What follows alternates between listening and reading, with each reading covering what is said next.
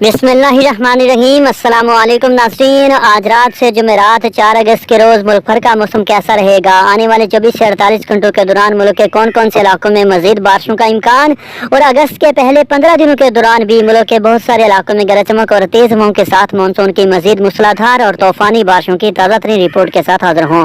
मौसम के हर अपडेट से बाखबर रहने के लिए बराए मेहरबानी चैनल को सब्सक्राइब और वीडियो को लाइक जरूर कर दें। बहुत शुक्रिया। महकमे मौसमियात की ताज़ा तरीन रिपोर्ट के मुताबिक आने वाले दिनों के दौरान खुसूसन अगस्त के दूसरे हफ्ते में मानसून बारिशों का ज्यादा फोकस कराची समेत सिंध और बलूचिस्तान के बेशतर इलाकों की तरफ होगा, जहां शदीद बारिशों के बायस एक मरतबा फिर से सैलाबी सूरत-ए-हाल और शदीद मौसमी हालात पैदा होने का खतरा है। दूसरी तरफ आज से 6-7 अगस्त के दौरान मुल्क के ज्यादातर बालाई, वस्ती और मगरबी इलाकों में बारिशों की शिद्दत में कमी रहेगी। सिर्फ कहीं कहीं गरज चमक के साथ बारिशों के इम्कान होंगे। तहम इस दौरान इंडियन बॉर्डर से मुल्हिका मशरकी पंजाब के बेशतर इलाकों में गरज चमक और तेज हवाओं के साथ मजीद बारिश का इम्कान है।